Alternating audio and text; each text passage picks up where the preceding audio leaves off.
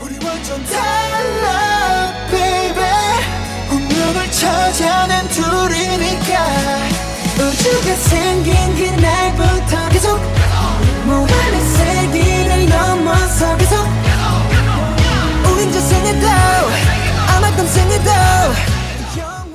Hello, Keyforge players. We're back for another Archons Corner. Today, myself, Dr. Sheep, is here, and I've got Ewok Jr. Hello, Keyforge community. And Drazcore. Hey guys, how's it going? And now we're looking for Ewok to make Wookiee noises. Oh, Wookie, Wookie, Wookie, Wookie. All right, and that's the cast. You know, that was probably our best cast yet, I have to say. We'll put that up on a Patreon exclusive. No, so this week we do have a really interesting discussion, actually, with some numbers too. So I'm pretty excited by it. I do want to address something for our AC community that's out there before we kind of get going. And that is, we'll call it the elephant in the room. So some of you may have noticed that there happened to be a podcast that dropped, and it had three letters that this group doesn't want to talk about, but FAB or Fab, Flesh and Blood. And Flash in the pan. Flash in the pan. I mean, however you want to go ahead and describe it. And so there was a little bit of concern about the AC community as a whole. And, you know, are we going to continue podcasting? We haven't seen you guys or heard from you over break. So one, there is an episode that we recorded last week. It was supposed to actually release today, which is January 13th, Thursday. And by the time they listen to this, they'll listen to that. So you're already on you don't need. Again, that should be there, but I know that there was some concern. We did take a break over the holiday. There was some sickness. Obviously, there's a lot of sickness that's out in the public. We also had some people who are traveling. So no, we still love this game. We are highly committed to it. But I will also say that there are a couple individuals from our AC group that have passion for being able to communicate with other games, and Fab happens to be one of those. So Flesh Blood, there you go. So you will see podcasts that will be coming out in the stream from Archon's Corner that has to do with Fab, and you'll still see Keyforge. So don't feel that we're going away, but I at least want to be able to address it so that you don't freak out.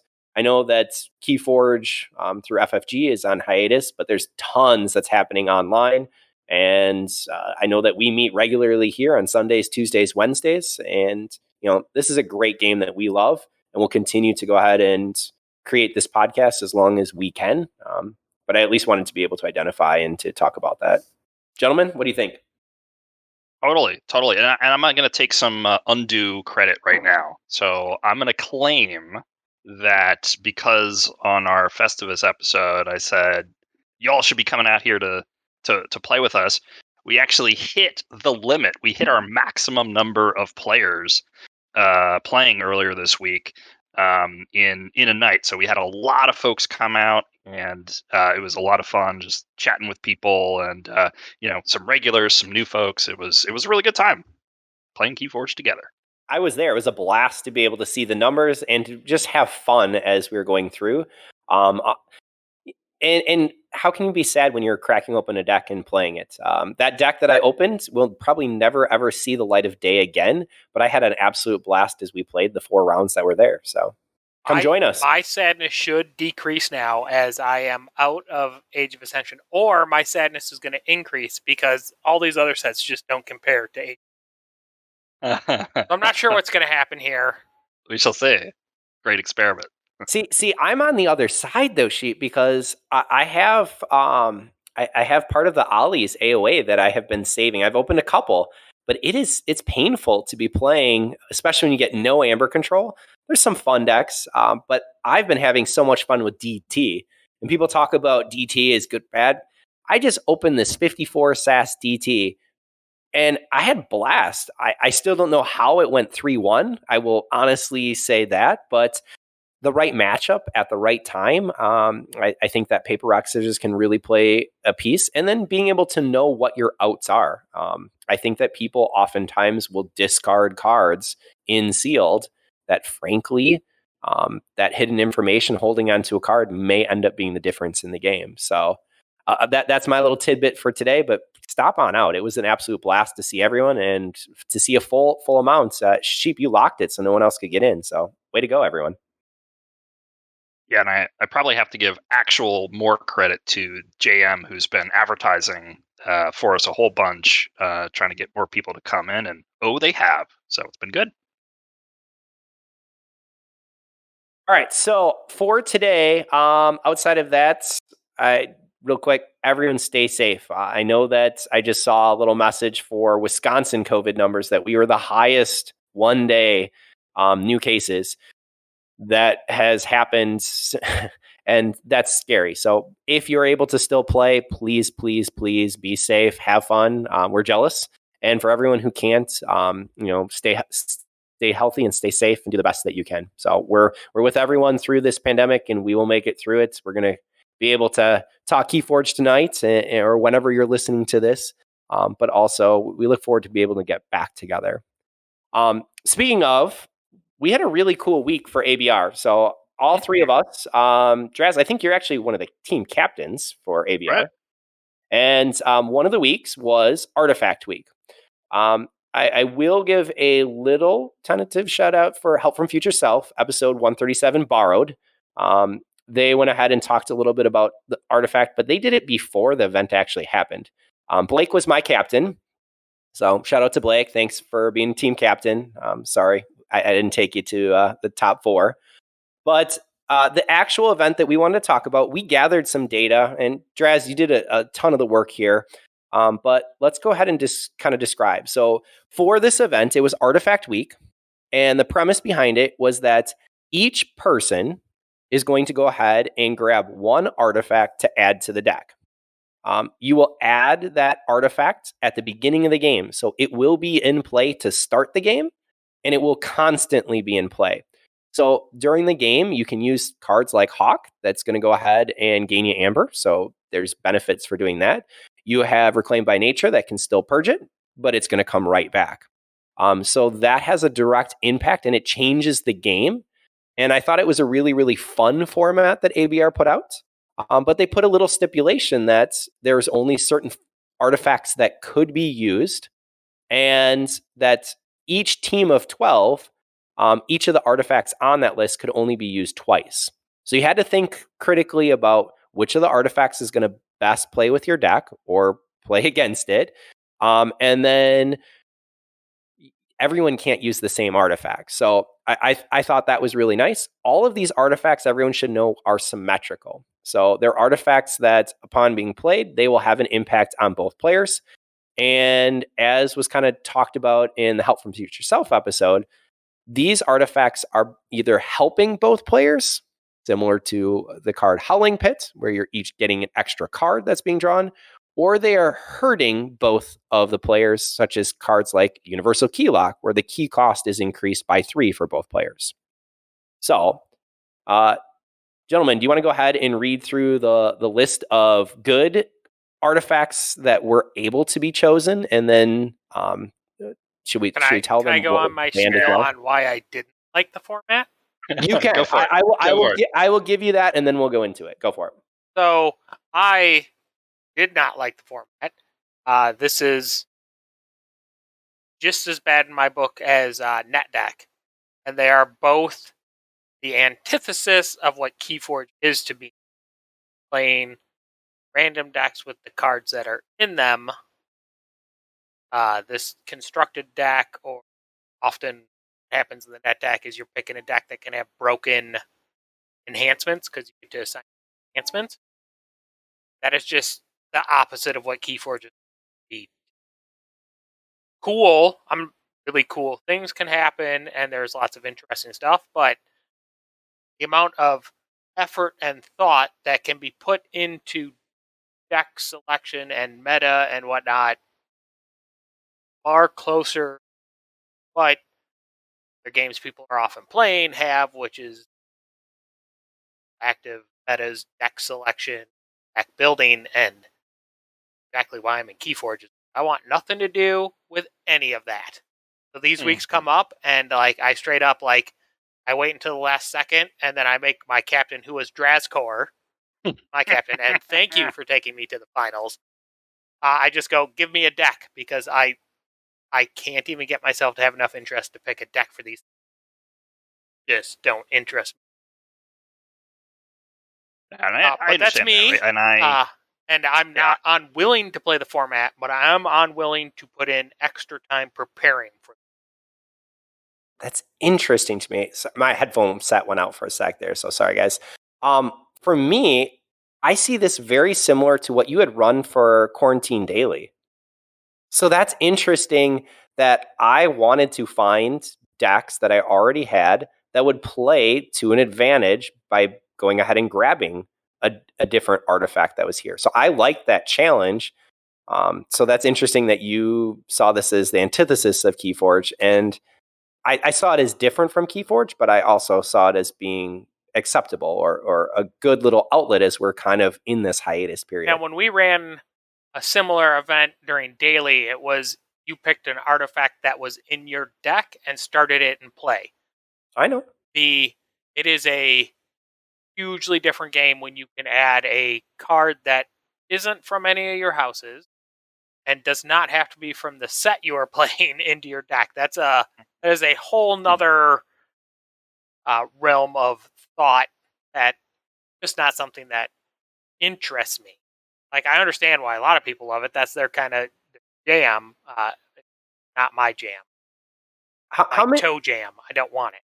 So I'm going to go ahead and do a survey of everyone who's listening. I know I can't see your hand, but I imagine a lot of people would raise their hand and say that they enjoy finding a way to break a game, whether it's Keyforge or whether that is a board game that we're playing.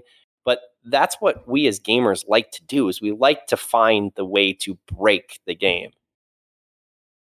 Is that not what's happening here in this week for Artifact Week?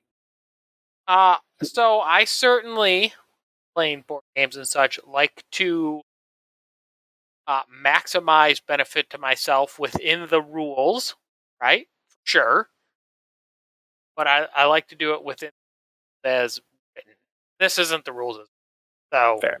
Okay. It's just not for me.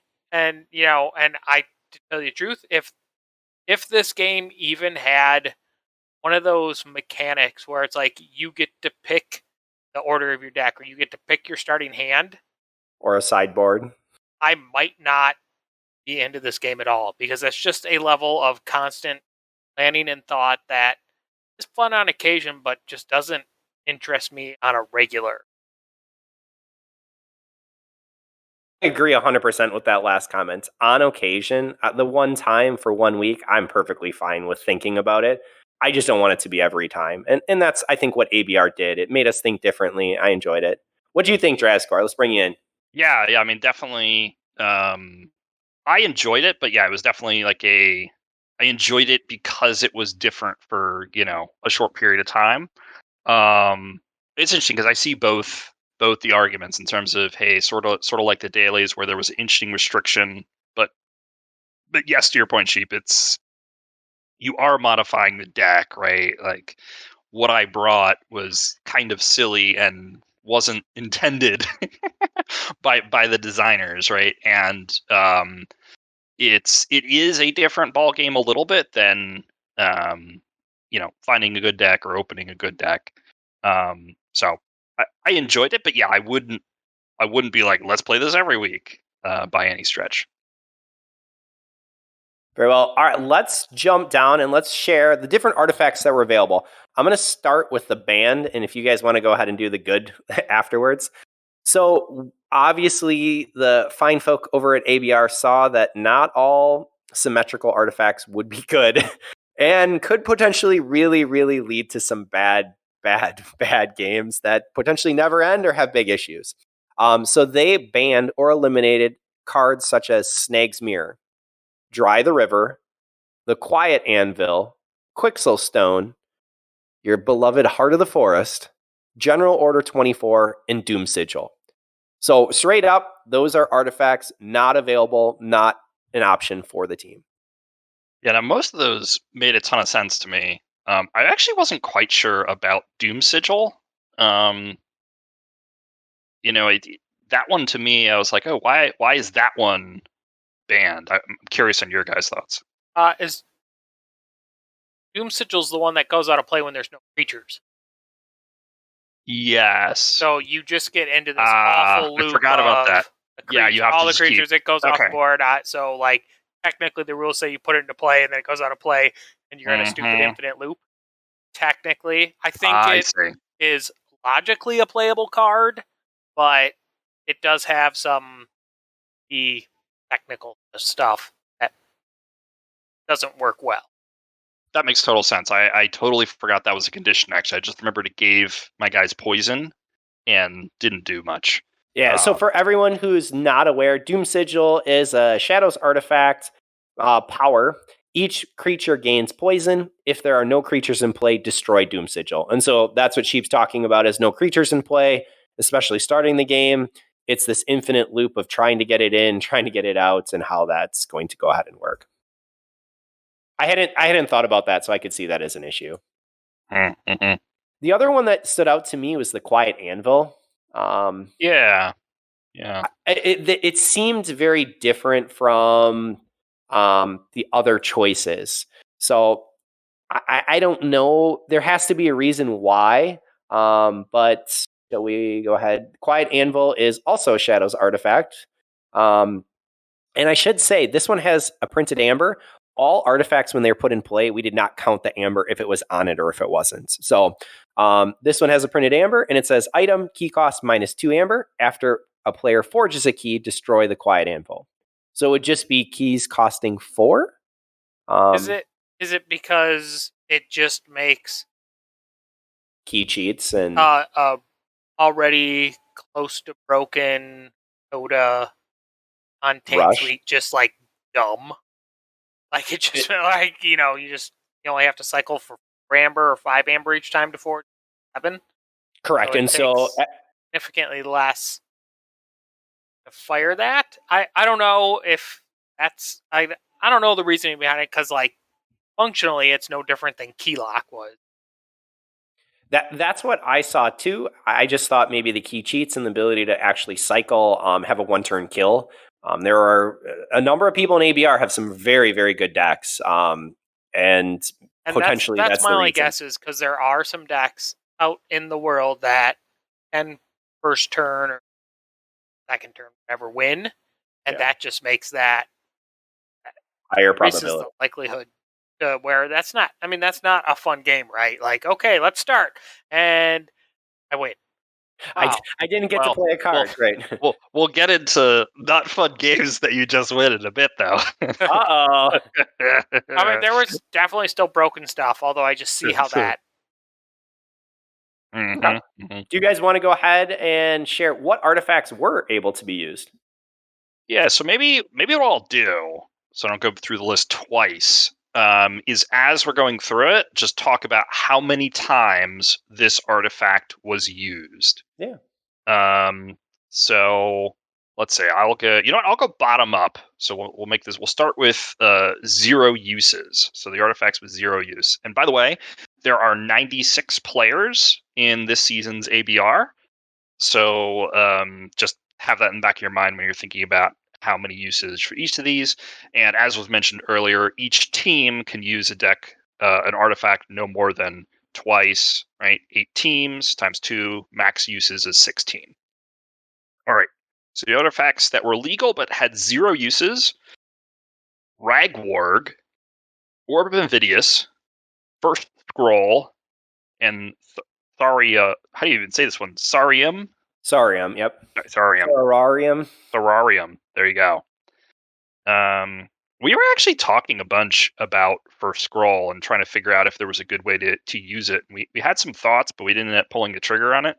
That's interesting, because our team also had a few different discussions when we were play testing, looking at First Scroll, because there were some real big Amber Burst decks that we were seeing, and just utilizing it in order to go ahead and shut that down. I had looked at it, but I also sat it out. Doesn't that card totally, though, is completely reliant on your opponent playing a deck with creatures, Yes. Yes, it does. right? Because Right, it's each creature only captures one, so you're not gonna put it with other artifacts. We're talking about Whirlpool. I captured my own amber. I'm gonna pass it back to you. There's nothing great going on there. Maybe with Curiosaurus, there's some goof stuff that can happen, but still, you're putting your own amber on. And if they don't have any creatures, that's a card where if I'm play it, my deck doesn't really need its creatures. Playing some thing with Coda, card's dead. Yeah. And for those who aren't aware, I can say the first scroll is a Saurian artifact. Item, after a player forges a key, each creature they control captures one from its own side. Also looking, I can see why the other ones we didn't talk about, Oreg, Orb, and Cerarium, which are all just slow down cards. It prevents things from weeping or damages for weeping. They're universal, so to you as well. And what kind of deck needs to just slow people down a little? I don't see where those fit into this. I can see why they were all skipped. We did talk about Ragwarg and Dust Imps, right? Could you play a deck with a ton of Dust Imps and just get a little more Ember out of them? But yeah, it didn't rise to the level of, that seems better than all these other ideas we have. So it didn't end up getting used. And what's interesting, so Ragwar being Brobnar artifact, amber printed item after a creature reaps. If it is the first time a creature has reaped this turn, deal 2 damage to it. I love Pingle Huanoi's touch it. I dare you. But even looking here on DOK, the win percentage for this card is very low, 45 and 0.7% win rate.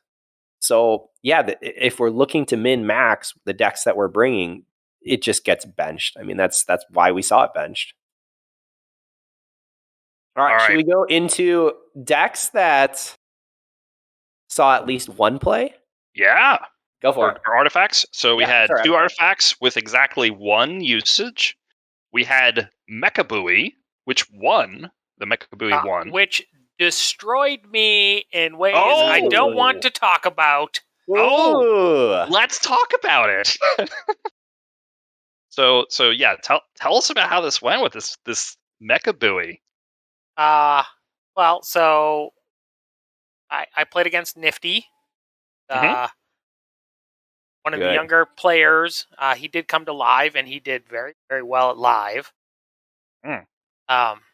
And obviously he played a DT deck with Mechabui.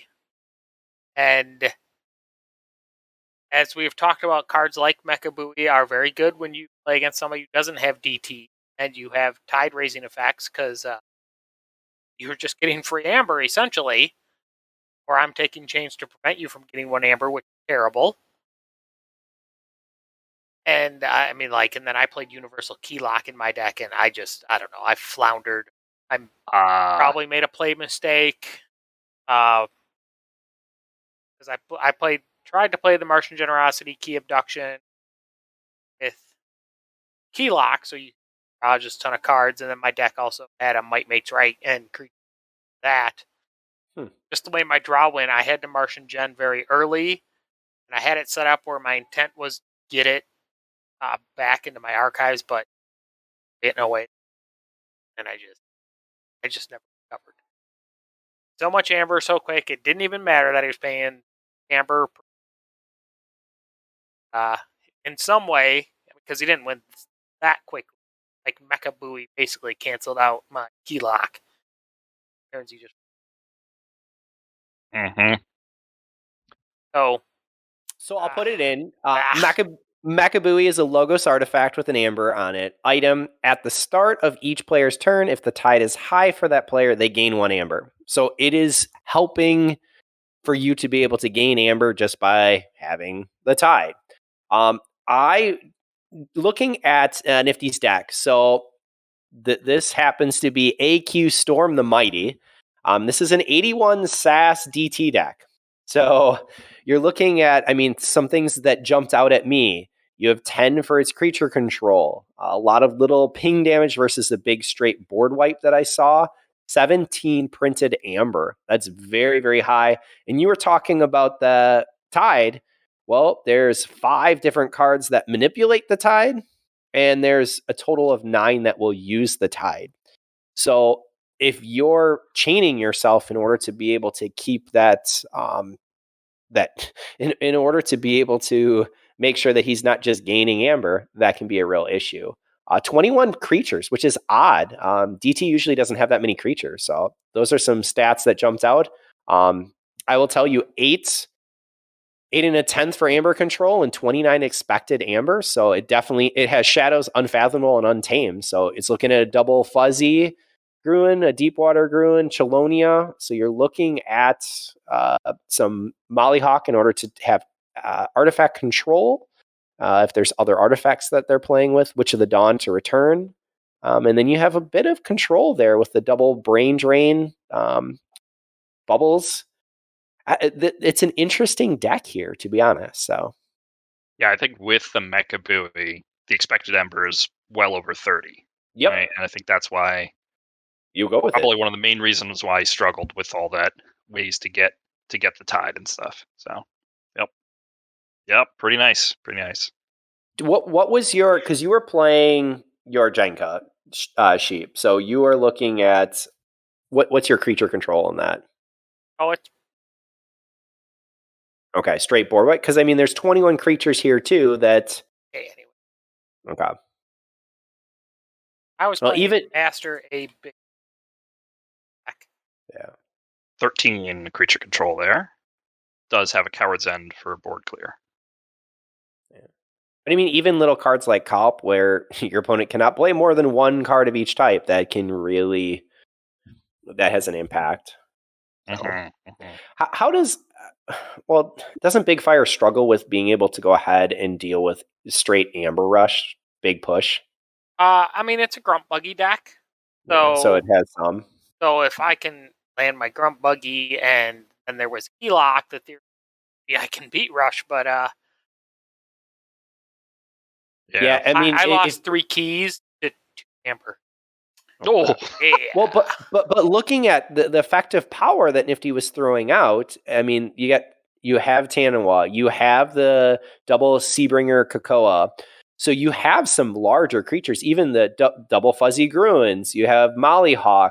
He's got the double Bumblebirds, which I would normally argue not doing anything, but there's 1, 2, 3, 4, 5, 6, 7. They're bad. Don't They even are try. bad. They suck. But you have 8 other creatures outside of the 2 of them. Usually it's a complete waste of a turn, but you have. They still did absolutely nothing. Yeah, They're but you have fungal birds, and it's a dead card that just needs to be right burned. up there with bad pennies for cards that you in a deck. Yeah. But I mean, Deepwater Gruen. So he's got a lot of these 5 power creatures that I'm seeing in both Unfathomable and Untamed that are going to play against Grump Buggy.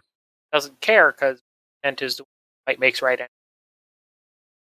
I understand that, but it also it did not work. It did not Yeah. matter. I never even got close to trying anything. I just lost real bad. Did you see the might makes right, or is it just buried at the bottom? It didn't matter. Like, absolutely dominated me the whole game. I never did anything useful. I let him play some cards and win, and then I went and cried in a corner.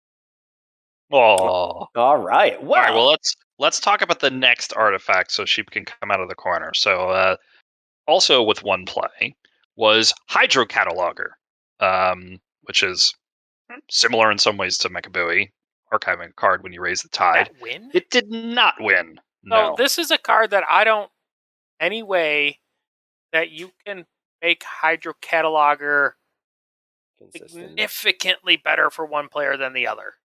Mm-hmm. Because Hydro Cataloger only works if the tide is changing, right? Get to archive a card. It says archive a card whenever you raise the tide. Right. Right? So it only does anything if the tide is getting raised. And for the tide to get raised, that means the opponent is raising the tide at some point. They're archiving a card as well. And this is not sealed or DT. something where they have a bunch of random trash cards. They're in a deck with good cards, so giving them more is not beneficial. you, right? Like I don't see how this card works outside of some niche situations where you're trying to build a giant hand for some Logos key cheats, right? There is some dream there where you think you're going to get some key cheatiness off, but again, like you got to trust they're not going to be fast enough just to beat up your combo, which lets me tell you, there's no guarantee you get to play your combo. And This format is wonky when it comes to accelerating into combos. So right, which it's going to be similar when we get to Howling Pit later on, and that was probably that had a lot more uses. Yeah, so Hydra Cataloger, Logos Artifact, 1 Amber. After item, after a player raises the tide, they archive the top card of their deck.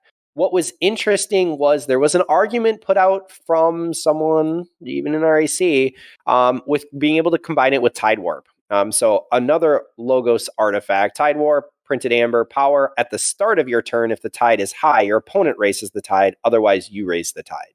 Right. So this is exactly what I'm saying. Like, those are both effects. So my opponent raises the tide, he archives a card from the top of his deck. And then I can raise the tide, and now I get to archive a card for me. So, like, there's only one card that I know of, and that's that one Sanctum card that resets the tide, and it can't be changed until the beginning of your turn. Yeah. There's some Sanctum card that does this. And this is the only card that I can think of that lets me benefit from this card more than you, and that sure isn't in a meaningful way. Isn't that the River's Dry? I'm trying to think of. Yeah, Dry the River. Yeah. Dry the River. Okay. Yeah, right. So, like, I there is some silly combo that's kind of neat there. I get to archive one more card than you. It's not Dry the River. I can tell you that Joker was talking. Is the one that prevents. Yeah. Mm-hmm. Trial by Water. Trial by Water. Okay, there you go. Yes, Trial by Water. I know Joker was talking about, he had run a nice little deck that had the ability to run with that piece of Tide Warp and Hydra Cataloger. And so it was being looked at when we were, playing around, checking out decks. Did not make the cut from what was there.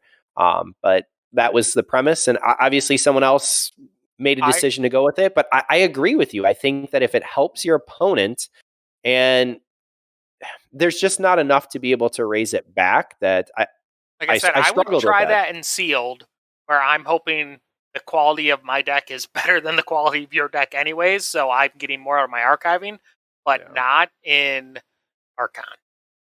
Mm-hmm. Which this is an Archon variant. So I know you're bringing a deck with good cards, so I don't want to give you more access to your cards. All right, well, let's go on to the next couple decks that ended up with 2. There was a whole bunch of artifacts that had 2. Whole bunch. So we got Widespread Corruption, 2 uses, 1 win. And that's a Shadows artifact, because I had pulled that up. I had actually looked at this. This was one that I had spent quite a bit of time on. Artifact, printed Amber. After a player gains Amber by reaping, a creature they do not control captures that Amber. I couldn't find a way to be able to take advantage of it enough compared to others. That's what the end result was. This is another Curiosaurus Ludo kind of thing. Like, I could spend some time and see where I think you anytime they reach, kind of making possibly. But what I was looking at is that we have Curia, fine. We can see that. There's other options of just having Curia that's out right away. But there's other better options, in my opinion. What I saw this was big board decks are really looking, their win con is to get their board out and then to reap. And this is not going to allow that in the easy format that it is, because you end up capturing. This is another card where we get back to, like, if your opponent doesn't reap, this card is terrible. Correct. So if you end up facing Coda, or, and it's just Coda with printed Amber, sorry, GG, it's over. And some of these, when I was trying them out, that's what I came to the conclusion. I'm like, man, some of these are much better. And I think that's why we saw some players, or a large portion of ABR, playing specific artifacts. Yeah, this is another one that is predicates on what your opponent is doing, as it does nothing useful. So I can see where this is. Yeah. You can make a broken kind of thing going on with this, but it's still dependent on your opponent. Makes it not as good.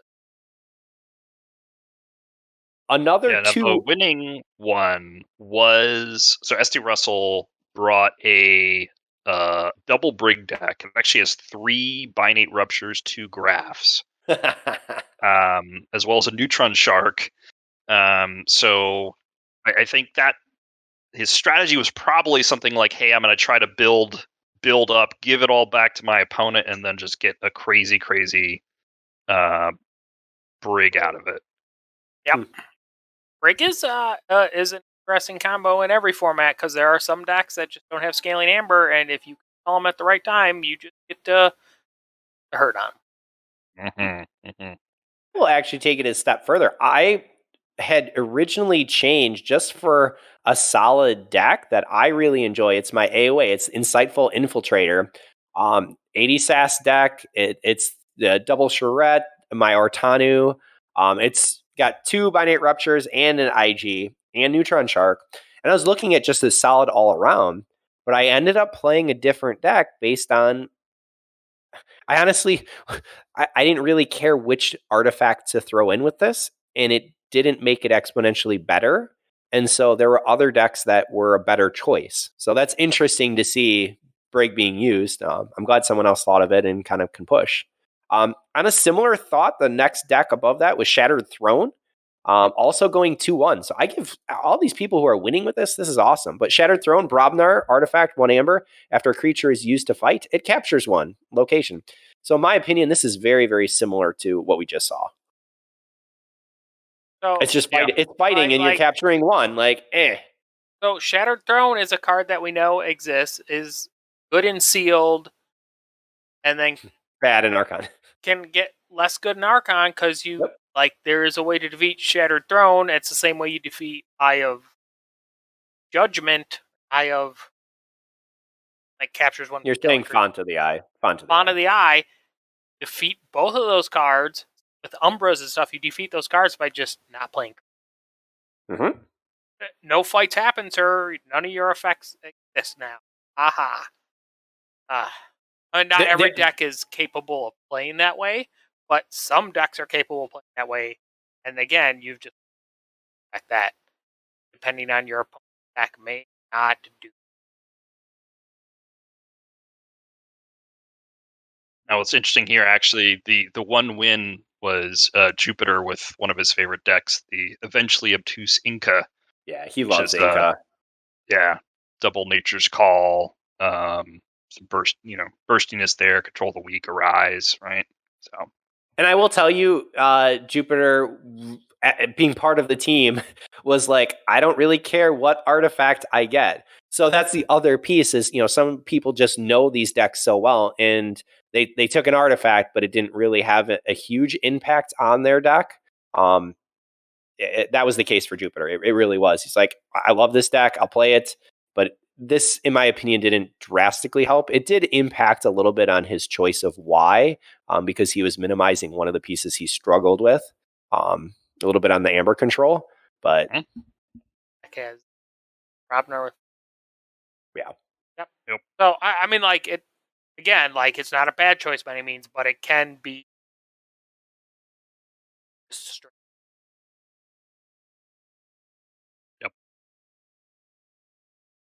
My favorite card that Wookie loves, but we were really sad we couldn't play, Pester Grove, Untamed, artifact, amber, location. Each creature enters play enraged. 2-1. So 2 uses, 1 win. I'm still impressed. This one, right, again, it feels like the same kind of thing where, if your opponent isn't playing creatures, who cares about it? But if you're not playing creatures and they are playing something, you have to play creatures for this good, because, right, it enrages them, and if you're not playing creatures, then who cares? So what? It's Pester Grove, and I play some sort of reoccurring cadet, whatever his name, you remember, or I play a bunch of Brabbles with Pester Grove, so you have to fight into stuff that's terrible? Maybe, or the winning deck just basically had 19 pips, and was a Coda, Dust Pixie, Chota, full moon situation. So it's just big Coda Rush, and don't let your opponent reap.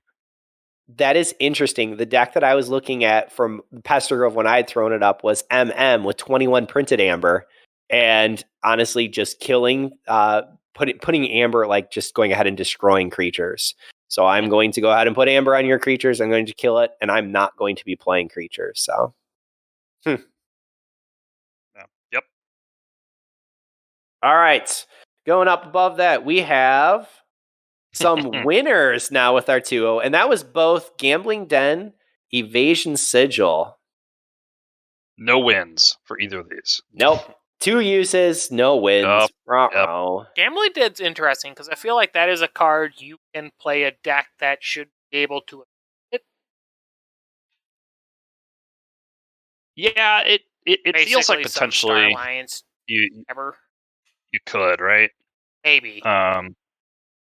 But the deck still has to do something else. If all it does is let you know what your top card is, and then you're not drawing or playing it, that isn't necessarily good either. Yeah, I don't know you about need a that deck one. that can survive that. And then that's kind of the same thing when we get back to Invasion Sigil. This is a card that, if your opponent doesn't have to fight, this card doesn't really do anything. Right now, an Invasion Sigil... No, yeah. I just don't see... Because it discards the top card of your deck. So, like, I don't see any way that you get to abuse that information in an effective way. Not a fan of this.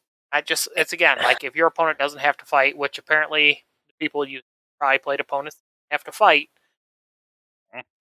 Now, that means you're probably playing a creature-based Reap deck, and all they got to do is bring enough action-based C, it doesn't necessarily matter. Like, it's real matchup dependent. It smooths out, these cards can smooth out a couple of holes, but yeah, I don't know. Not seeing it, and obviously... Yeah, I don't think we even really seriously considered this when we were chatting on the team. So it's interesting because I looked at both of the decks for Gambling Den, and you have Joe who went ahead, or what is it, XO73D. That's there's a way to pronounce that. Yeah, and I apologize. Talks backwards. Okay. Yeah. But 85 SAS, you're looking a lot of speed here with this Worlds Collide deck, and I don't know. I mean, you have some options with Ali that can go ahead and see, and so maybe that's what you're looking for. But I don't know. I guess I'm not. The card is named Gambling Den, though. So even if you have cards that let you know, that doesn't mean your opponent doesn't just guess and get all the amber and win anyways. Yep. Right? Because it is Gambling Den. There's this possibility that his opponent just went like, I don't know, Untamed. Oh, yeah, it is. Dust Pixie. I only need 2 now. Ha ha ha. Show to win. Well, and so this was the other piece of feedback that I gave. So if you haven't filled out your feedback for ABR and you're part of the league, provide some feedback. I think that's helpful. But I said that for me, I would have liked to actually have seen the artifacts kind of match up so that there's only 12 to choose from. And everyone, when I pick, whoever's on the opposite team who picks the same, that's the artifact that we're playing. Because what ended up happening is there's 2 different artifacts that were brought in right from the start. 2 copies of that artifact in play? Or no, only just one. Just one. Okay, that is interesting. I do kind of like the thought of that, except at the same time, it's a thought exercise I'm not going to be willing to spend any time on. So if we want to do that, we need to do it for the podcast, because right now is my dedicated Keyforge thinking time. I'm all for thinking about this stuff right now, but during the rest of the week, I don't have time. Yeah, and that was Joe. Okay, actually, but we do gotta grind on, otherwise we're gonna record for 5 hours. Annihilation Ritual is an interesting one because it had 2 plays and 2 wins. Annihilation Ritual is the one that when it gets purged. That's right. We talked about this one a lot, actually. We didn't end up playing Annihilation Ritual, but I think we seriously considered it a few times. Now, Annihilation Ritual, Dis Artifact, Printed Amber Power. When a creature would enter a discard pile from play, it is purged instead. And if I saw it correctly, one of those two was played by our own Z. So Well, it was Z's deck. So Brobnar 89 played Z's deck, a 4 quad routine job TMTP correct. deck. Z Colton. Ah, So yeah, like that. Yeah. That deck. Get rid of its Mhm. creatures so it can just mhm, cycle the stuff it wants. routine Heck job. yeah. Yeah. It's got a howling pit in it, right? Like it just wants to get back to the routine Yeah, that's- jobs. The 'cause I library played that deck. access, double mother. I'm And that's why that deck had jumped out. I'm like, oh man, okay. yeah, But- C. Colton. Yeah, I played that deck in one of the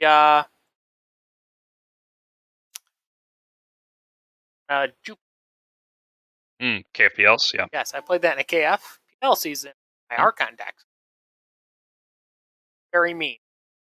Mhm. And yes, if you could get out from the crappy creatures that are in the deck, life is much. Yeah, and you are right. It was Brobner 89 who had gone ahead and piloted that. And then Mark H went ahead and piloted the other Annihilation, and that was C. Colton. Right, that's what you're talking about. That's one we're talking That's about. Colton, yeah. And then, Played some.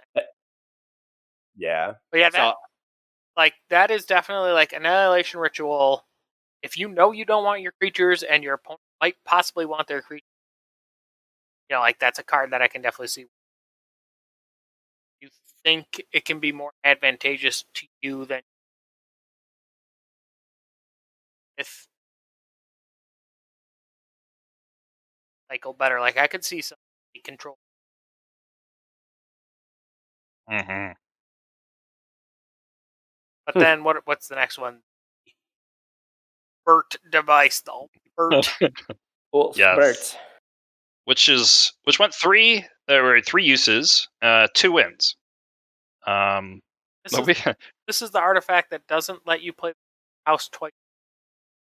Mm-hmm. So we thought about this a little bit, just as a counter to something we're talking a little bit later, which we'll bring up. But we didn't necessarily see a great use for it as sort of just vanilla without being a counter. Yeah. Like this is a card that I see can be strong against some decks and very strong against a bunch of Wise deck where they make them move around.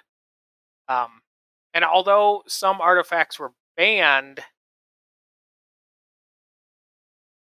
that doesn't mean they were banned listing in the deck anyway.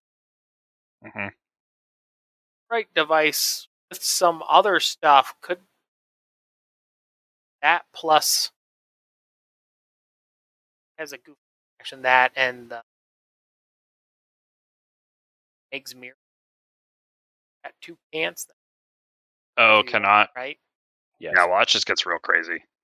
I don't know. That's that card is definitely interesting. It is Yeah. Bernie, but you definitely want to be playing. You got to be playing a deck that does not care about calling this. Got to be a fairly high efficient deck that just is hand, right? And like it's just a strong counter if somebody else wants to play a deck that doesn't play from hand, because that is a thing that happens with Coda when they play from hand. They don't have enough seed.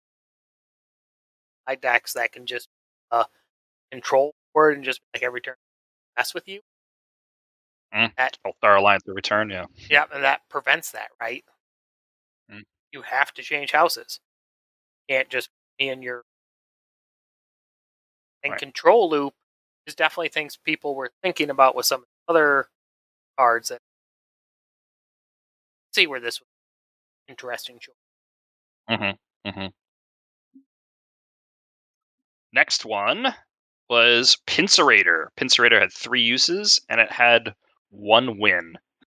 Now, when we were talking about Pincerator, we were digging through our decks looking for just how many Brabbles can we bring, and how many like Rad Pennies or Cumex can we bring in order to just keep killing these things. Brabble's particularly interesting, right? Because the friend of the show, Lokar, taught me all about Pincerator double Brabble on Monday night when we person. Ah. Correct me. Yeah, it's so basically Pincerator deals at the end of each player's turn, right? Will deal 1 damage to each flank creature. Brabble's a 2-power creature, so if you play it on your flank, it's going to die at the end of your opponent's turn. And when Brabble's destroyed, if it's your opponent's turn, they lose 3 Ember. So that's at the end of their turn. So it makes it hard for them to make Ember if you can just keep playing Brabbles, which is pretty nice. And his deck had a Grim Reminder, so again. Nice. So here's the question I had. Did you guys end up in your final decision going with a better deck?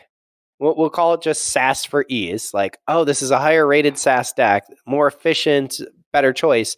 Or did you go with, I think I can abuse this artifact that's going to be constant with a lower SAS deck? Well, I brought a was 67. Lazy and played a good deck and tried to pick an artifact that should make it better. That didn't work. All right, Draz. I brought a 67 Okay. and did not win, but probably could have won had I realized a key point, which we'll get to in a moment. We'll get to in a moment when we get to our artifact. Okay, because for me, I was originally going 80, and I saw lots of 80 pluses. I mean, 80, 85 is all up and down on the sheet. Mine, I ended up going with a 76. I did pull the win, so we kind of have the down and out, a twist of tails for Draz, and then I was victorious. So that's interesting to see kind of the difference. Originally, I was just going with the general deck, and I didn't think it mattered enough, so I actually dropped in kind of specified or focused on a deck that I could abuse the artifact that I was bringing in. And it's just an interesting thought process as we're going through. So the next one that we had then here was the big one. Big one was a big winner too. Yeah. 4 uses, 3 wins. And right, this is the Brobnar artifact in Worlds Collide that nobody wants to play, but big one is fun, right? So every time, basically, you put a counter every time you play a creature. Once the 10th creature is played, blow up the whole board, blow up everything, right? Including artifacts, right? It kills Yes. artifacts and Yeah, destroy each creature and artifact. which that whole destroying your opponent's artifacts can be just absolutely and it's kind of fun because if you pick the big ones, take one big, the other big one, and Yep. Yeah, the winners brought Untamed Burst. They brought Rad Pennies. They right, if you just burst, and then you blow up the whole board after you play all your dust pixies and reset things. That can help you quite a bit. yeah, that one makes sense to me, right? I mean, there is the chance that they're even decks that often don't count on creatures will have very artifacts, and this back on them. And that the big one is quite devastating to keep anything up. If you're just playing a push creature, don't care about them being in a deck. I have many high SAS decks, frankly, that don't have big, strong C. So to have a board clear, let alone a board clear with artifact control, oh yes, please. That is exactly what I need. So I can see that doing well, and that doesn't shock me at all. The next one, though, did shock me a little bit. Autocannon. 4 uses, 3 wins. Now, what shocked you about it? That it's played. So autocannon, Brother Artifacts, Amber. Deal 1 to each creature. Deal 1 to each creature after it enters play. I could see it being used with Rad Penny to be able to return it. I could go ahead and see that it's Cleansing Wave, has an impact there. And if you're going to be running like a larger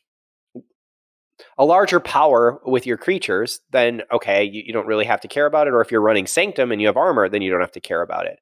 But I don't know. It's not an artifact that I think of or think about when I'm thinking Archon. Here's autocannon. So you had mentioned earlier Rogwarg and the potential of Dust Imps, and my brain went, that's not broken enough. And there is a deck that already has an autocannon in it, and 4 dust imps and an arise. So But you get both you're your talking. auto cannons out, Yeah. and then every time you play a dust imp, it dies and gives you. But here's the problem. You have to get to that second autocannon, Oh, and sure, that's it the had mirror. logos. It's gonna happen. It's Yeah, fun but to think about. I didn't mean like it's fun to think about. It doesn't mean it. Mm. I'm just I- I mean, for me, I was looking at I want my effect right away. I don't want it to be buried in the bottom 3 cards and I never see it. And that's why I ended up deciding on the deck that I played in the end versus just going ahead and saying, hey, this is good and it can be great if I get the other card. I don't know. That's just my thought process on it. I was personally surprised it wasn't used more. I thought Really? with there's just so many commons that take great advantage of just spreading damage, right? Cleansing waves, Darnas, Mars needs Ember. I when we were talking through things, we thought autocannon was maybe one of the stronger artifacts. And small sample size, but 75% win rate. Yeah, and that's much higher than most of the other artifacts that you saw. I mean, you saw one at 100%, 2 of them are at 75, and we'll see one eventually that will make it to 77. So, yeah, no, it had a great win percentage. Mm-hmm. Yeah. Okay, so then we got one of my favorite cards, which is the Grunt Buggy. 6 plays, 3 wins. This is one it says for each creature you have that's 5 or higher power, you're 1.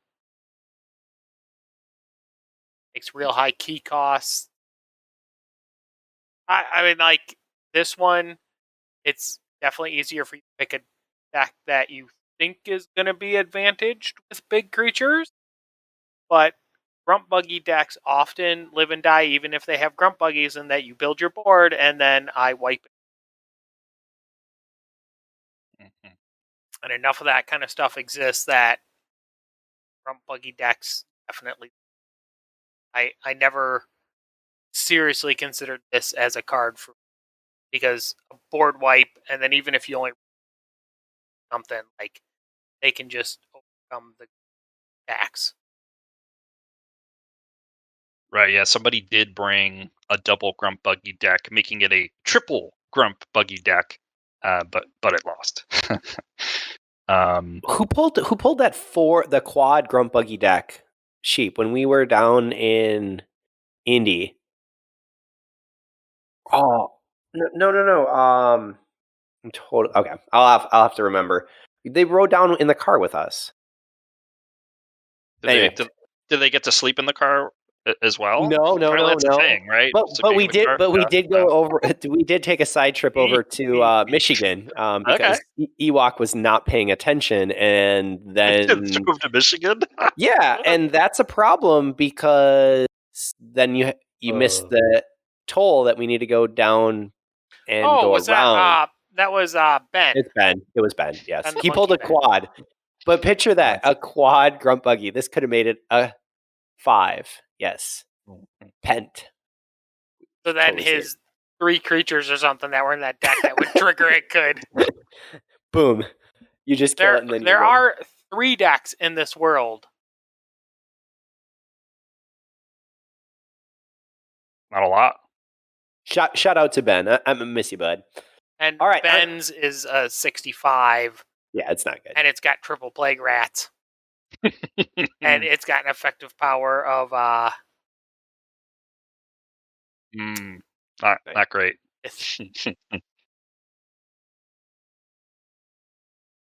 I'll trigger it. Yeah. Not great. And it's 4 cards that are there. All right. The next one going up, you may have heard of this one before. Curiosaurus had 7 uses, and it came out with 4 wins. Well, 50. Again, Curiosaurus does have that little bit of requirement that your opponent plays.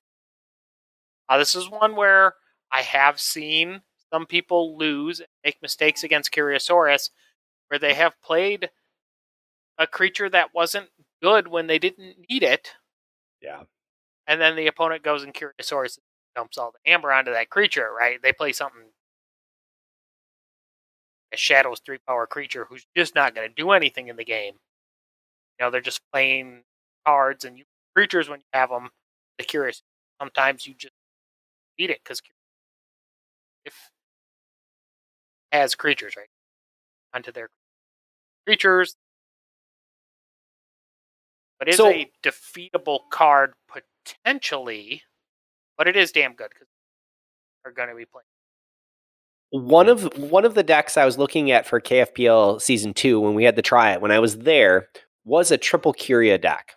And I will tell you, that is a brain-burning deck when you have to think about, and I cannot imagine sitting in a full tournament for 6 rounds to be able to go through and play triple Curia. Like, it messes with people because they lose focus. They're a little bit off in the idea for 3 Amber versus even 1 or 2.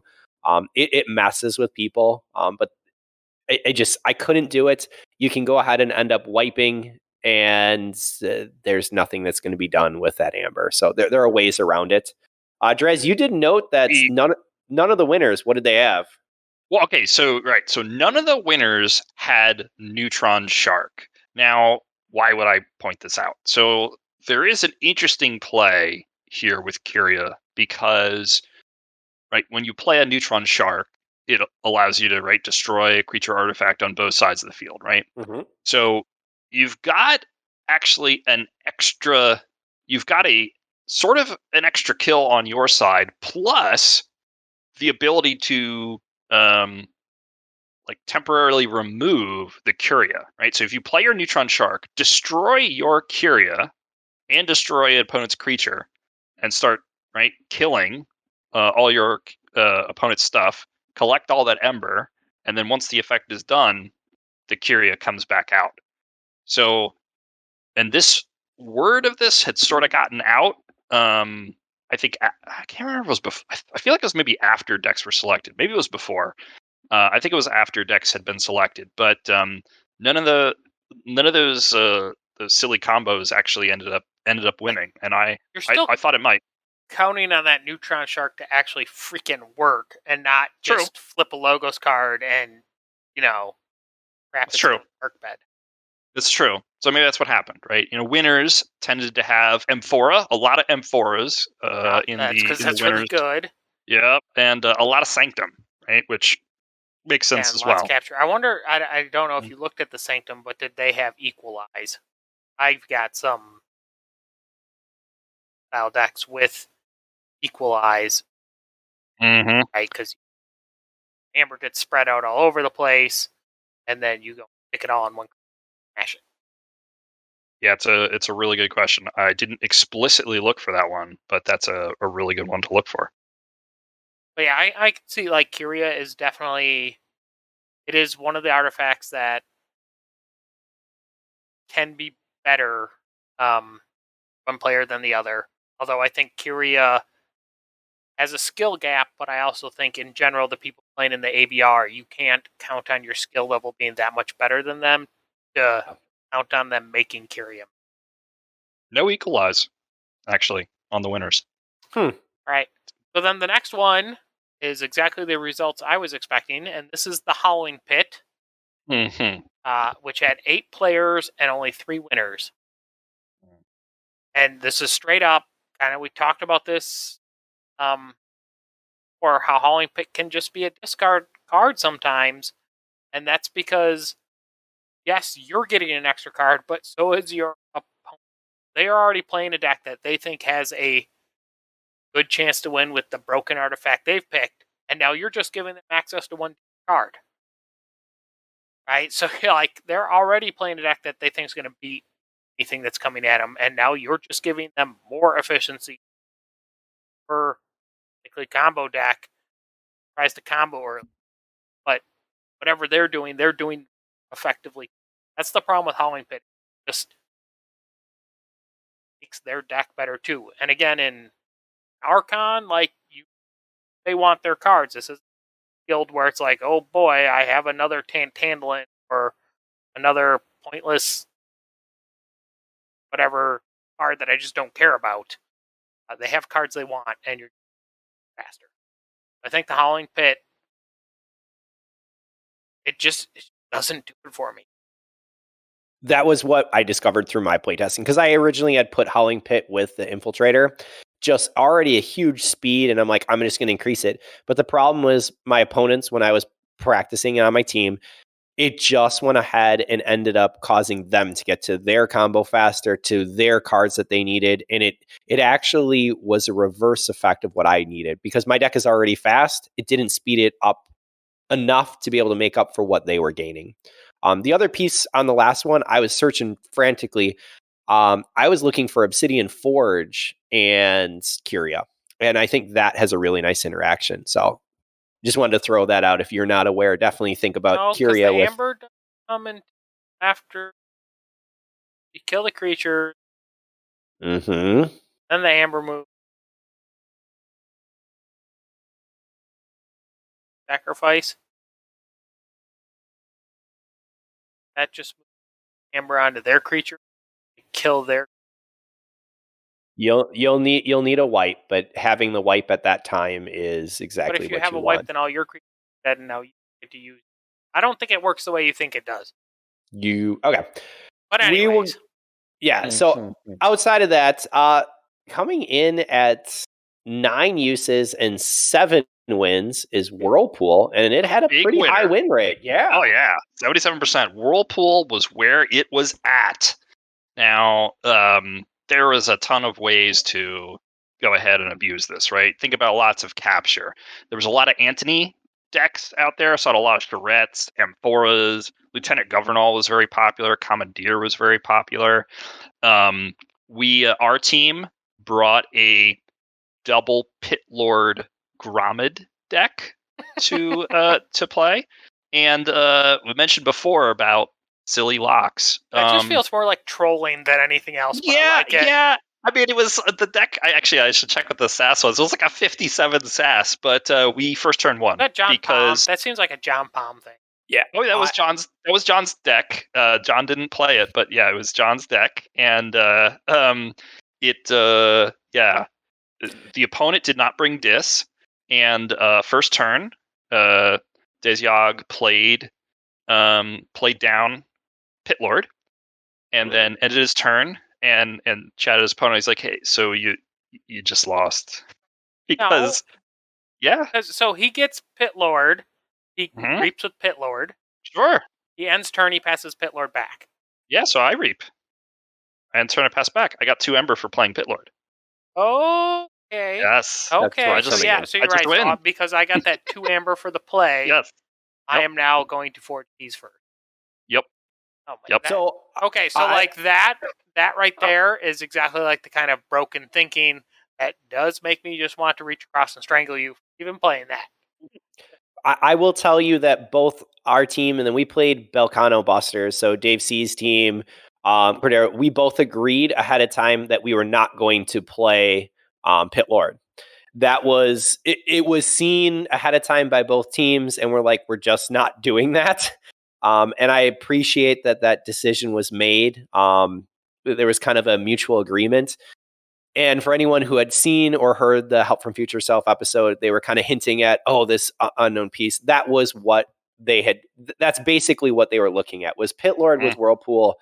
It's done. It's done, We're and it's scumbags over we and it's did over. it. Ha! Yeah, Well, but so we made an agreement, and I'm fine with that if both Yeah. teams have a Yeah. truce. Yeah, that is just awful as you think about it. But if your opponent has Dis, it's not a guaranteed win. We actually we put in our spreadsheet, we put a column with Play next to every Dis. deck that was what did this deck have Dis or not, and if you put no, it was like play at your own risk because we assumed because we were I did go to the captain's channel and I was like, hey, we found something that's like seems pretty broken, like Seems. should we not do Look it? at this. Seems. Yeah, it's broken. I mean, you're not guaranteed to get the Pit Lord on the first turn, but if you have 2 of them, it gets a lot easier. And you're mulliganing for that. Here's Yup. your hard mulligan for it. So actually did not see as many Mark of Dis as I expected. And I thought really we'd see a lot of that to lock folks. Now I played Whirlpool. I thought about bringing a Pit Lord deck, but I did not. I actually brought a triple Drumble, double Gatekeeper, triple Fear deck. My whole game plan is to go in, drop the Drumble, pass it to my opponent, fear the Drumble back to my hand, get all the Ember, keep doing this, right? And I had some Sanctum 2 to capture some Ember Does to require make sure they getting them couldn't to just 7 amber. sit at 6. Yeah, so I had some Sanctum to so in theory it could be a little hard, but like, you're playing against a lot of decks with a lot of bursts in this scenario. So there was lots of ways to get our opponent to crazy amounts. Now, unlucky for me, my opponent brought a double Drumble deck. So we were passing back and forth Drumbles. At one point, there was 42 Ember on this Drumble. It was flying around. Now, I mentioned I lost. So the reason I lost the game is because there were multiple Drumbles. And maybe he would have won anyway, but like the losing play, there's multiple Drumbles flying around the board, rotating around. Drumble passes to my opponent. I feared the Drumble and got like 42 Ember or something. And looked at my hand. I'm like, where's the Drumble? It was his Drumble, not mine. So he got an extra Drumble instead of me. That put me out of position, and I couldn't recover, and I lost to Dilly. So Dilly, well played, sir. Good team. Yeah. I was going to go ahead and say your numbers are off here, man. I'm just going to say this because I played against Whirlpool, and when I went up here, it has a little W next to Icebox. So shout out to Icebox. It was a great game, but this is not a win for Icebox with Whirlpool. My Universal Keylock, which we're going to talk about, actually ended up taking that win. Did your captain enter it correctly? I'm not going to go ahead and say, but I mean, updating it right here. Why we're in help. the second from the bottom? No, I'm joking. We had a good team, but okay. Yeah, I know I won. I know it was reported that way. I thought it was a very interesting game. So Icebox brought an 80 SAS MM deck, and man, 14 printed Amber. It's got 23 Amber control, 25 expected, 12 creature. This was double Pincerator, safe place, safe house, bow, double Rad Penny, yet City State Interest, spoils. I mean, the amount of Amber that was here for that Whirlpool. Oh, and then the double Lieutenant Gorvenal, Book of Malefication, which I am so thankful. I would have gotten destroyed. This was in the bottom 3 cards. And so that's what I ended up facing. And this was one of the most thinky games I've seen in a very long time. Did you Theo Centurion. 60 minutes? No. But no. But I am no. Actually, we were both thinking through, and I felt very good about that. But it did take longer than the 45. But it just barely went over that. But Curia is also in there, and there's just so much happening in that deck. So it's an interesting way to be able to see how Whirlpool can drastically change a game that was there. Yeah, that was Whirlpool was the big winner of the night. So I got to say, it doesn't go ahead and actually get the win percentage. It's going to get slopped down. Don't let them think I actually screwed up all the numbers and none of this is invalid. Don't even put that thought into their mind. It's a 67%. I just changed it. We're done. All right, keep going. All right, let's go on. Speed Sigil is the next artifact, and that was played 11 times, and it pulled 6 wins. We all know what Speed Sigil is. Do we need to run through it? We're good. Let's move now on. we assume everybody remembers a set from 52 years ago. Oh my goodness! All right, I'm giving you grief. I think we're fine on Speed. First Speed creature Sigil played comes in ready. Is another card that, like, it's hard to guarantee you're getting the advantage of. And definitely think you're bringing the deck that gets the advantage, but you are actually. And that's the problem with Speed Sigil. And as we have talked about, Speed Sigil has become a card that is playable. Because modern base decks are just that extra Toda comparison. Yeah, I think Sigil on these decks is cool, but still, you're counting on your opponent not making better. I think Star Alliance Worlds Collide is brutal to be able to see, and that's not what you necessarily had. We had also looked at some of the new DT. with what Spade Sigil could do. Played up Yeah, there, gross but things stuff. yeah. But you actually, in one of those was we saw Sins. If you're not familiar, winning decks had Sins and Essence Scale. What were some of the other pieces that you? Yeah, well, I mean that. So we played that out of our team too. Like, and that's just if you can get the essence scale out, then you can just take all your opponent's ember out of Put it hand, in right? yours. Because you can play envy and greed. Wait, envy and greed, gluttony. It should be Gluttony. Whatever. Envy and It's gluttony. Out of hand and take all your opponent's embers. So that worked well for us. It looked like it worked well for another team. That was us. So, but yeah, it's hard, right? There was one Sutterkins deck that won and another that lost, right? Just a bunch of Sutterkins and a whole bunch of Logos creatures. So,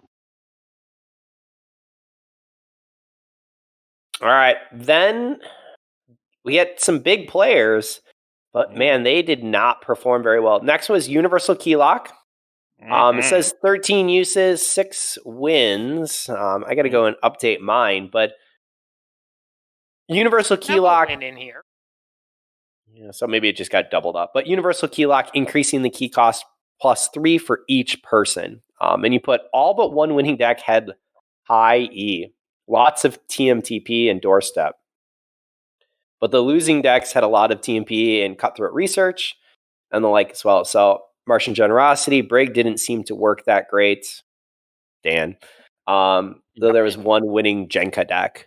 Our team ended up going with Universal Keylock. Joker played a triple TMTP deck. He Not get the win, as I he did not. He was very, very, very sad about this. He talked about being high rolled. And it sounded like he had a very, very good, strong deck that he faced, but also a strong player too. That was one of the 2 7-0 players. And sometimes, if they just draw well, they're throwing out multiple cards. They know the deck, and getting the cards definitely helps. I can talk a little bit about my deck. My deck was Icadus, the vendor of powder, 76 SAS deck that comes to us from Coda, and 10 Amber Control, 30 expected, 14 printed. It had double TMTP, Fagin with double Archon, bait and switch, pawn sacrifice, reverse time, Mother. There's a whole bunch of things. But what actually ended up helping me in the matchup against Underground with that Whirlpool, all Curia, and all the bouncing around, ironically, I had pulled it for some of the speed and amber generation, but it has double Cleansing Wave. And double Cleansing Wave with the damage that was out there from Pincerator, that was the big difference. I could go ahead, and I also had Gatekeeper, so I could grab a whole bunch, then send it off. But Cleansing Wave it actually played better than the TMTP. I was just able to gain Amber and not do much about it, that he couldn't stop me. So. Okay, and then we have the loser artifact. Yeah. most used. And one of the lowest win. Soul Snatcher. Yeah. 14 uses. So at 8 teams. So at most, an artifact can be used 16 times. So almost every team used Soul Snatcher twice. And there was only 5 wins out of it. So you got some notes on here. You said the winning decks had 7 creatures, full creature, kept spamming creatures. Is it because decks that were beating them just brought scaling Amber Control? Didn't all the Amber you want because I'm potentially. I didn't look at all the matchups, but definitely like Soul Snatcher it's double-sided, right? If you're not bringing scaling Amber Control yourself, then they may just go ahead and win. Yeah, like you might be getting a ton, but they're also getting a ton. Yeah, right? that is the problem with Soul Snatcher, right? Like anybody who has creatures, and if they're playing a deck that doesn't care about, they're like happy Snatcher. Hey, all my creatures that weren't very good are now an extra Amber. Yeah, the ones I was never going to be able to reap with. I thought if I'm playing a deck with all mothers and mothers, daughters, like creatures that have good effects, and or good reap effects, that kind of stuff, statics, and now you're going to kill them anyways, and now I get an amber when you.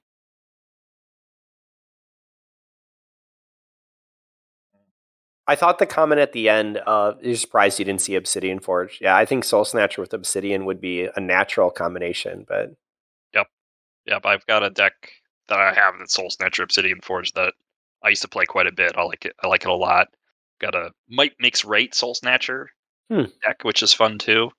But yeah, didn't see those so much. Seems like maybe a missed opportunity. And So I that know is the list of artifacts used and some of our thoughts on. So It is harder to maybe pick an artifact that heavily effect than the other.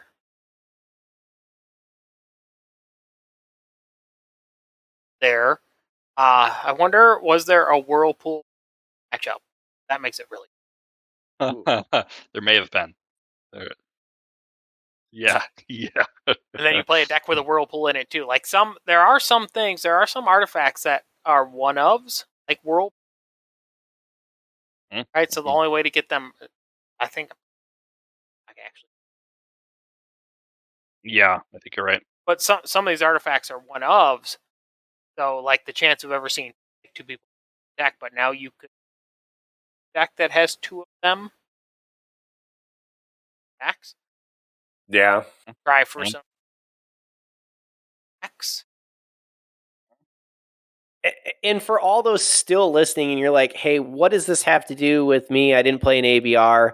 Know that you can go and actually have some fun. I'd recommend actually putting it in, but you can manual mode in TCO and you can simply put \add -card, and then you're going to go ahead and type in the card name and you can add it in. So if you say hiatus, hey, I've played all my decks, I know all of these in and out, try out something like this, because this game, again, has so many different opportunities for us to try unique combinations and just have fun with it. Whether you're going ahead and shredding them up for Shredder, or playing, sealed reversal, or going ahead and playing with an odd artifact, I think that's what makes Keyforge unique and fun. You should probably play against someone who knows you're going to do this instead of just don't just go into manual mode and say boom. Now my pit lords are extra good. By going ahead and doing that, the card will go ahead and come out right away into your hand, and then you can just obviously drag it into play, which is kind of fun. We did find a way that when we were practicing, we were typing it in every time it was leaving. Now just go into manual mode and pull it from your discard or from your purge pile and just put it back into play that way. So, but have fun with it. I mean, that's what Keyforge is all about. But yes, let your opponents know. All right, gentlemen, final words. Well, we're still playing Keyforge and haven't wandered off to some other lesser being. Yeah, lots of fun to be had, right? Whether it's playing crazy interesting formats like this, right? There's new formats being generated all the time. Maybe in the future we'll talk about Newton, or we'll talk about Gateway, or we'll talk about some of these interesting new formats. Or just go play Sealed with some folks and have a good time. Yeah. Come play Sealed with these folks. Yes, these folks. Yes. Yeah. I mean, we want to encourage you. So there's Sealed and there's Archon that's happening. So Sunday at 8:30. No, 8 CST. There you go. 8 CST on Sunday, and then 8 on Tuesday CST, and then 7 on Wednesday. There you go. So, but there's options to be able to play, and again, to see that it's maxed out, that's awesome. We're still having fun, so come join us, have some fun. The chat is very lively, so I think that's a great piece. The other piece that I want to put out is, I know a couple weeks back that we had heard some feedback. So if you have any feedback for the show, yes, you can go ahead and message any of us. There is an email, but I'm also going to go ahead and reach out. So if you need feedback, if you want feedback, go ahead and you can send it to me, and I'll try and go ahead and send that information to WOOKIE. But it is jrgradel, GRADEL @gmail.com. There you go. You'll get feedback from me. I'm signing you up for adult entertainment right now. That is exactly what I expect from you. But no, if you want some feedback for Keyforge and for Archon's Corner, we'd love to be able to hear from you. And I do value the feedback from the community. That's why I'm still here. I love the community. So if I can help you, it's not going to just be sent to spam. Obviously, in the title, Don't I'd like email to it to me. I've got a round file.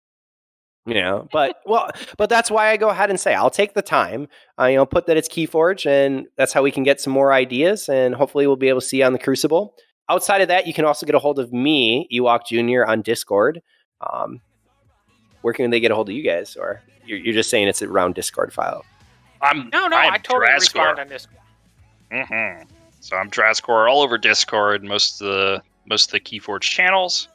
Feel free to ping me and be happy to chat. Keep forging, everyone. Happy forging. 무한의 세계를 넘어서 계속